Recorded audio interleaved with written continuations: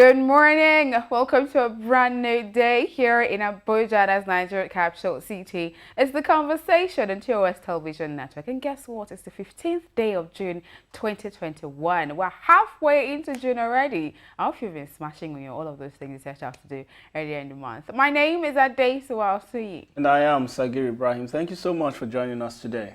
Yes, good morning, Sagir. It's good to see you again. Yes, of course. How are you doing? I'm very well, thank you. I'm feeling jiggy actually. I woke up feeling really great. I mean, you look better than yesterday. Yesterday course, you wanted to sleep and yesterday, you look a lot better. I slept at some point. I slept in the office. Oh wow. See? Then I look better this morning. Alright, with that we bring you the quote of the day, after which we'll be bringing you stories and developments from across Africa.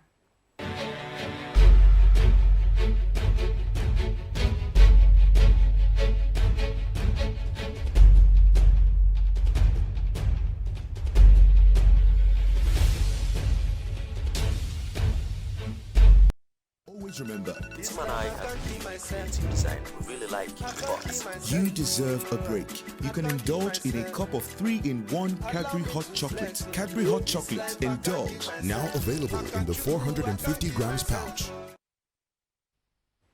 Welcome back. It's about that time where, we'll bring you stories from across Africa. And then we'll be starting from Mali. Mali has been in the news, a lot lately. And this time, Mali's newly appointed transitional Prime Minister, Chogol Kokala Maga, on Sunday at a meeting with his government, set up a roadmap towards a return to civilian government in February 2022. Addressing his government, the Malian Prime Minister said they will consider the creation of a single independent electoral management body, universally requested by the political class and civil society. At this point, I'll just say I pray February 2022 remains for the election, because anything can still happen. I tell you. At the end of the day, the military head of states can just come again and oust them. So exactly. The Lord is their strength. Moving on, 50 Al-Shabaab militants killed in Somali military operations. The Somali National Army on Sunday said at least 50 Al-Shabaab militants have been killed in an intensified security operations on Al-Shabaab bases in the central and southern regions of the country. The Al-Qaeda-allied terror group, which began in 2010, has lost many areas previously under its control since the government forces intensified their offensive operations to flush out the Al-Shabaab terrorists. I'm really tired of hearing, lots of insecurity issues across Africa. The good thing is, at least Somalia is beginning to regain critical areas and some of its territories. So, I mean, peace is gradually returning to the once so troubled African nation. I hope Nigeria can, follow suit. All right, moving away from that to South Africa, where South African President Cyril Ramaphosa has reiterated the need for patent waiver to allow Africa manufacture its own COVID-19 vaccines. The president said the continent's destiny was now in its own hands. As most countries report a surge in virus cases, only about 2% of the continent has been vaccinated so far, with some countries facing vaccine shortages. I think it's quite important, actually, that Africa starts to manufacture its own vaccine. I think Egypt already has the go-ahead to manufacture. And another country, I can't remember the country right now, 2 African countries already have. It's really important that starts happening, because when it begins, we know that a couple of African countries would have started doing so, and then it would have diversified manpower. Yeah. So we don't keep expecting these vaccines to keep falling from Europe and the West. We know we're doing something African at home here, and it gives our medical practitioners an opportunity to experiment, and once they get this patent, I mean, they could make something that is inbred and something that will fit our system, our climate. I was going to say that. Exactly. So, I mean, it's a win-win for everybody. Exactly. Talking about COVID-19, we're going to go on a break now to bring you COVID-19 update from across Africa. Afterwards, we're bringing you newspaper headlines for this morning.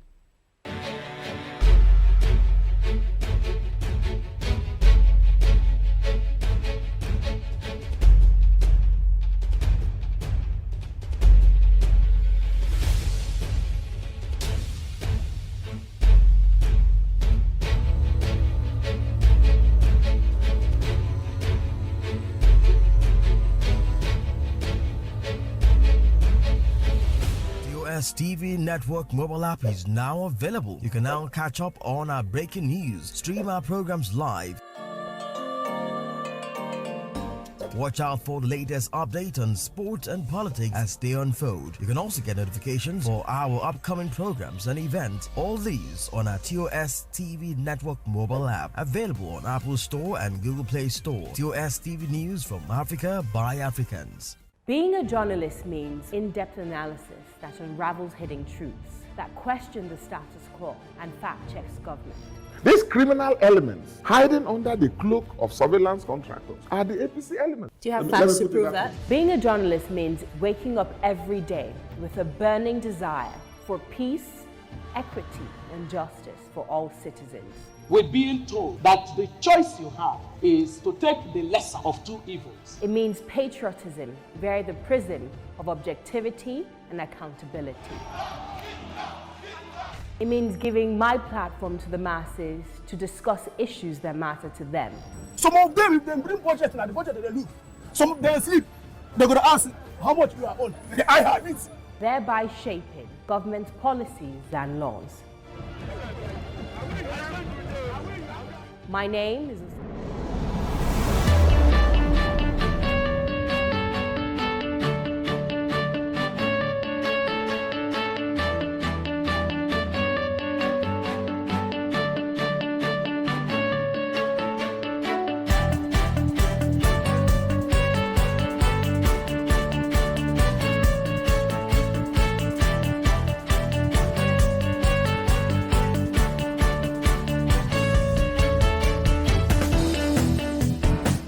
Welcome back. It's still the conversation on your digital first Pan-African News Network. And do remember you could be part of the conversation by connecting with us on our various social media platforms currently showing on your screen. Yes, it is the newspaper segment, and for this morning we'll be starting with the Daily Trust newspaper, and we'll start with the very first headline at the top. Forex scarcity, airlines worried as operational cost rises, and just beside that, how Fani Kayode linked me up with Nnamdi Kanu as Sari Dokubo. And just beside that, we have delegates to determine my successor, Ganduje. And the banner headline there states, we're at the mercy of kidnappers, Emir of Zazzau cries out. And we have just a rider there where it stated that 30 killed in Benue, Plateau and Niger. There are a couple of other stories on the Daily Trust newspaper this morning. Just grab a copy to have a read. Away from the Daily Trust to the Daily Times newspaper, the very first headline there says, G7 others to invest $80 billion in African businesses. The banner headline on the Daily Times newspaper this morning, governors allege impunity at CBN, NNPC, NAMASA, others. That story is on page 2 of the Daily Times. Underneath the picture of the day on tax, Nigeria loses over 100 billion naira yearly in tax-related frauds. On power, NNPC EGBI collaborates to boost gas-to-power program. And on Jinad threat, Delta youths threaten massive reprisals against alleged planned Fulani attacks. And on the Business Day newspaper of this morning, start with the banner headline there. Nigeria's textile import rises by 258% in first quarter despite FX restriction. And just beside that, multi-billion naira ranching opportunity beckons on Nigerian investors. And underneath that, we see inside Oyo State's partners, brains and hammers for agribusiness development, and that could be found on page 31 of the Business Day newspaper. You catch other stories on the Business Day newspaper this morning by grabbing a copy. Into the last daily we're going to be looking at this one in the Nigeria News Direct. Starting with the banner headline on the Nigeria News Direct, federal government unveils technology to tackle full tanker explosions. That's on page 16. Underneath that, Delta woman attacked pastor for speaking ill of Prophet TB Joshua. Nigeria may not see another democracy day. That's coming from Shoyinka. Customers lament over 6.98 USSD Naira charges by banks and telcos.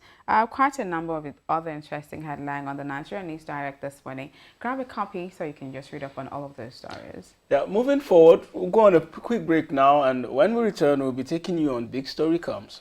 Do stay. At the first sign of pain, you need a solution that you can trust to provide effective relief and is gentle on the stomach. Try Panadol Caplets for relief from headaches, body aches, and fever. With Panadol's Optizorb formula, the tablet gently breaks down in the stomach, quickly absorbs, and starts providing pain relief in 15 minutes. For fast and effective pain relief that you can trust, try Panadol Caplets. This has been Medifacts.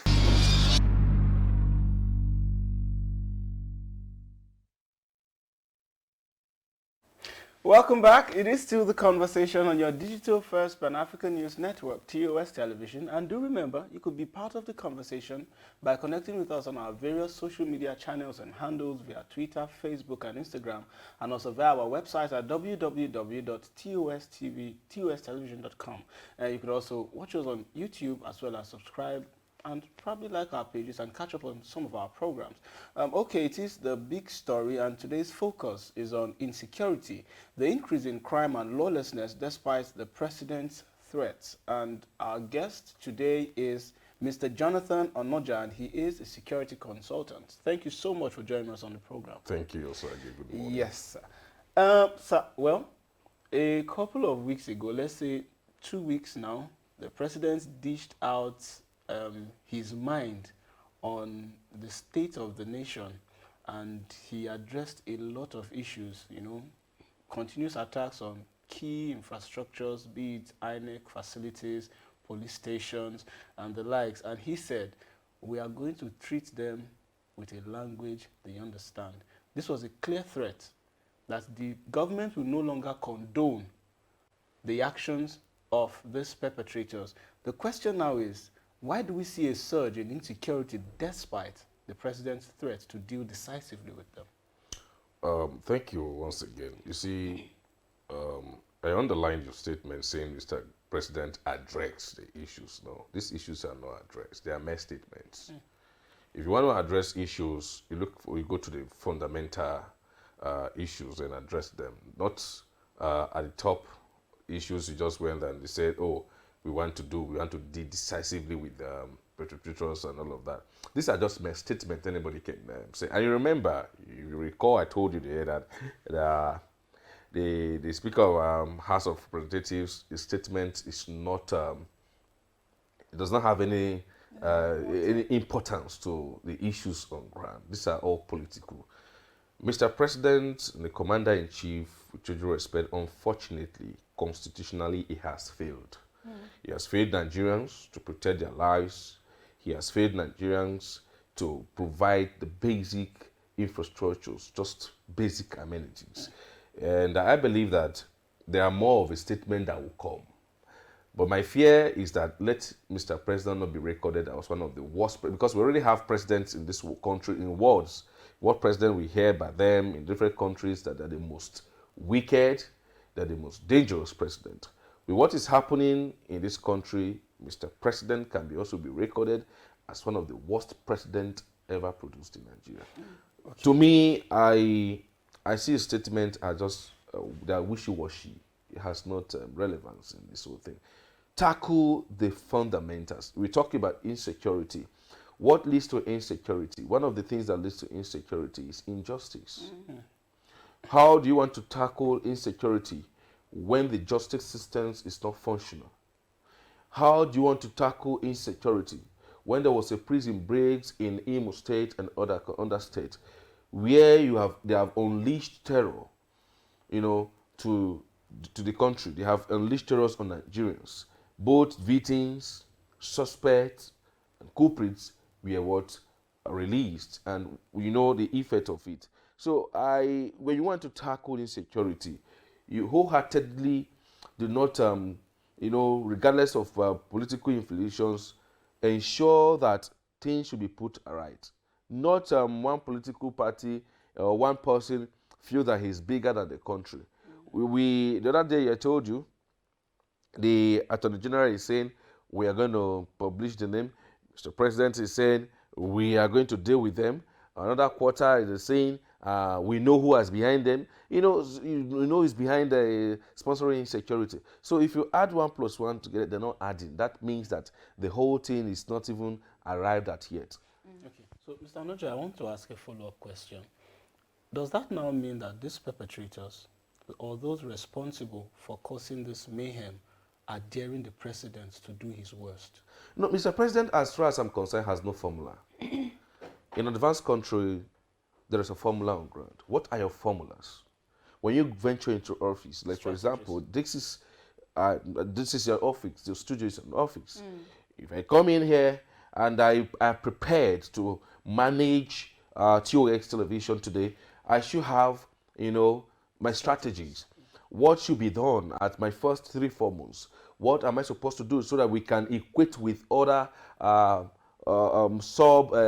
television stations? What do I need to do to put TOS at the front burner? When you mentioned this, so if I come in with my template, I will be working in line with the template. But Mr. President has no formula for security issues in Nigeria. If he has formula, at what point today they'll just jump from one level to so let us go and retrace back the grazing reserve. I don't understand. Is that the issues? When we are talking about ranching, somebody is going to go and look for that. Indirectly, you want to enforce your will on the people that, oh, there's a grazing reserve in this place. And let me tell you something. From my research, we have about 140-something grazing reserve in Nigeria, and you will discover that even at the southern part, there are not much grazing reserve there. There's not even grazing reserve in the south. So you discover that you're going to go to Adamawa and other places to find grazing reserve. And if this grazing reserve have been developed, you will now ask the people to bring down structures or to do this or to do that. These are grazing reserve that was actually gazetted, but because of development, events have overtaken these things. So that is not where you should be going for now. You should be looking at the alternative for ranching and liaising with state governors to please avail them opportunities or lands to go into this. So your front and backwardness in issues of policy formulation and that thing shows that you have no template on ground. So let's go back to security now. So I want to ask, would it, however, be safe to say that Nigerians are the problem and not necessarily the leaders? This is the question, because seeing that the president has given an order and he has threatened action, and these guys are still doing this, so and Nigerians also are seen openly supporting them for whatever they are doing, be it the unknown men or whoever it is that is perpetrating these actions. So will we now say, or is it safe to say, that Nigerians are the problem? You see, for any government to succeed, you need at least the trust of the people. Until this trust is regained, you cannot get support. Nigerians have lost trust in Mr. President. They have lost trust in this administration. Over 40 people killed in Agatu just recently of Benue State. Mr. President have not been able to say this is bad. He has not condemned the killings. Just recently, like last week Thursday, in Nasarawa State, people were equally killed. You understand? So they have not, like I'm saying, if Mr. President is giving an order, it should be backed and sponsored with actions. If your statement is just coming just for keep me in the office, as far as politics is concerned, you must keep saying something to be there. Because your silence is as if you are dead. So he keeps saying something and these things are not adding up. So don't say it is Nigerians. Look, let me give you an example of just a local government. This local government in Benue State called Otukpo local government. The council chairman, distinguished Honorable George Ali, has proven beyond reasonable doubt that this is a man of capacity. He has his formula on ground. This is a center where everybody from even the southeast comes in there to do business. But to an extent, he is able to wage war against criminality, banditry, and all of that. Kidnappings. Are you in me? So if a leader that is determined to put things aright comes with template, the people will support him. Understanding that this is what we need to do, they will support him. And because he's doing those things, he gained the support of the people, regardless of party affiliations, APC or PDP or whatever they are. They come together to say, this is our society and let's make it right for us. I agree with you. The problem we have today is not just Iba Buhari as a president. This problem has been there. But unfortunately, in his time, he grew from bad to worse. Because I can say that the aloofness, and the ignorance of Mr. President appointees has caused a lot of problems. Insecurity is not until when they carry guns and start shooting. Your appointment is one-sided. Okay. These are things that equally lead to insecurity. So when you talk about security, it is putting things right even before its occurrence. So if you talk about insecurity, he also needs to look at his appointment. He needs to look at his behavior. He needs to look at when Nigerians are clamoring that we want this, you look at the way to address them. But going back to say there are people in the Southeast are like this, you are equally this is incitement. So insecurity is not only when they carry gun. Incitement is insecurity. When you talk about when you say you marginalize people, it's also part of insecurity. Injustice is insecurity. Are you in me? So until we start putting things right, we cannot get out of insecurity. Until the leaders come together and say, come, these things we did to this person, we actually offended him by this thing that was put. The justice system came and said there was a time we actually judged the case like this and it was in favor of this person. This is wrong. We have to reverse it. We have to put this in order. So time election was conducted. I knew I lost the election. I have to admit this to Nigerians now, and I wanted to forgive me. This is the man that actually won the elections. When these things start happening, naturally, the system starts getting healing, and the nation will be healed. When these things are healed, it is over for us. You start seeing leaders forgiving themselves. You start seeing people coming together, and love naturally start growing in the society. Okay, but let's talk about the appointment that you mentioned earlier. It's easy to put the blame on the president because he's the one that is top there. But he has already also appointed security experts, security chiefs, and all of that stuff to be in charge of all of this. So what would you say, or what would your assessment of the security forces in Nigeria be at this point in relation to? You see, I came to understand that the power Mr. President has is too much. It's too much. To an extent that he can do and not do. Let there be this power. Let there be at least the essence of power, intostigates. Now, going back to the appointment of Mr. President, you and I understand that once a junior is appointed above the senior in the military and most of the paramilitary forces, all the seniors retired. Is that not an injustice? We understand when some DIGs, are you in me, retired. Compulsory retired. We understand when some generals, even with the recent appointment, some generals, names have been published that must go. But if you look amongst the ranks and file, and you pick their equals, of course they'll work together because they know that, when he goes, I'm next. But because the Mr. President, are you saying that among the ranks and file, you have nobody qualified? You have to go and pick junior to me that retired me? But shouldn't it be the country first before personal interest? No, personal interest actually translates to country's interest if genuinely guided and nurtured. Your interest as a people, as a person, is to survive. It's not the interest of the country that you should survive. It's not the will of the country. It's not the wish that you should survive. Now, what are we talking about personal interest for? If the personal interest that I want this power so I can embezzle money, it's different. But if the interest is that I want this so I can protect the people, I am next to be given power. I am next to be appointed as the chief of staff. I am next to be appointed as the chief of army staff. I am next to be this and this, so that I can be able to control and also to command. Are you me? But if they now pick, for example, Osagi, and I know that in this industry, I'm senior to Sagi.